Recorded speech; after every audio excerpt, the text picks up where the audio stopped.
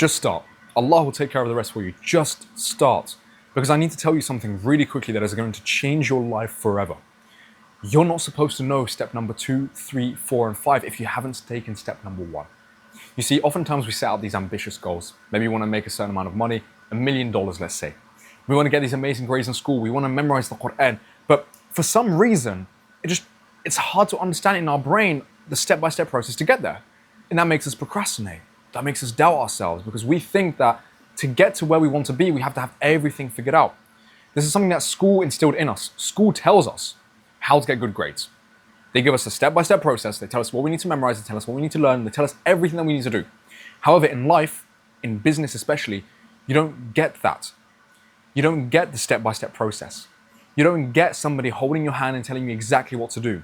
In fact, the more you think about step number 2, 3, 4, and 5, the less likely you are to take step number 1. Because step number 2, 3, 4, and 5, they seem so overwhelming. They seem so much bigger than you. Well, I want you to come up with this energy. Because I fixed this for myself once and for all. I don't procrastinate, alhamdulillah. I do the work I need to do.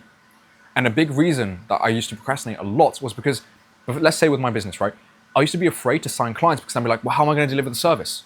What am I going to do next? Well, what am I supposed to do, right? How am I supposed to get them good results? What if they ask for a refund? I used to think about all these what ifs that could potentially happen. And I didn't even take step number 1 to even sign clients. So I was thinking about a bunch of what ifs about signing clients. I didn't even take the step to sign clients. Think about that for a second. The thing I wanted, which was money, the thing I was trying to pursue, which was signing clients, I wasn't even doing. Because I was worried about what came after it.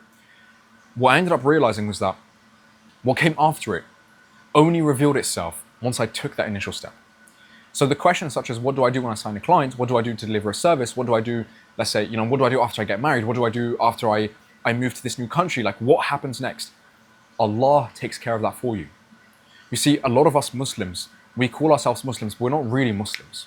Do you know what the definition of Islam is? It's submission. But we don't submit to Allah. Instead, we try and plan everything. We try and understand every nook and cranny. We try and just have a complete analysis of everything that we can do in life. When in reality, Allah has done all of that for us. Allah has done all of that for us. And what we're supposed to do, by the way, ikhwan, to tell you now, what we're supposed to do is actually walk through life with ease and accept what comes our way and adapt to the situation based on what would please Allah and what would displease Him. Avoiding what displeases Him and trying to push for what pleases Him. That's it. There's no force. There's no real planning. In reality, what you're planning for is the next step, not the 2 steps ahead or the 3 steps ahead. So when you're planning the next step, take it. And the step after that will reveal itself. And when I say reveal itself, is in everything you're worried about is going to show itself, and you're going to realize there was nothing to worry about in the first place.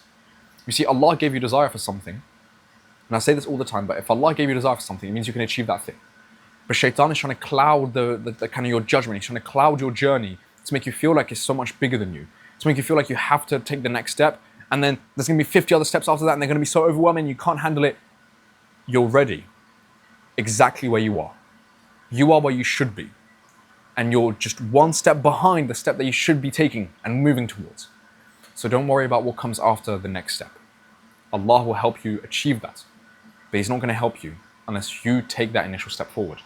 And there's been times where Allah will push you forcefully to take that step because what you're letting go of, what you're not even pursuing, is so good for you. Allah doesn't want you to miss out. But guess what? Life, right? Allah does not give to those who are unrewarding. And guess what? Kind of the condition of the reward is, the condition of your goals is to just move towards them in faith. Forget about fear and move in faith. Take 1 step and the next step will reveal itself, and submit yourself to Allah by taking every single step, assuming that He has the next step taken care for you. It's taken care of for you completely. So I say this as a reminder to myself, and I say this as a reminder to you. So just remember, take the next step. Whatever right now you're thinking in the back of your head, or you're thinking right now, I need to take this step. This is what I've been avoiding. Do it. Do it. Because if you've been avoiding what comes next, that thing won't be as scary. But it will always be scary if you never discover what it really is. So, just as a little reminder. Assalamu alaikum wa rahmatullahi wa barakatuh. May Allah reveal you nice and gentle firdaus. May He bless you with rizq. May He bless you with barakah. May He bless you with sustenance. Allahumma ameen. May He bless your parents with shifa, good health and sustenance. And inshallah I'll speak to you soon. Assalamu alaikum wa rahmatullahi wa barakatuh.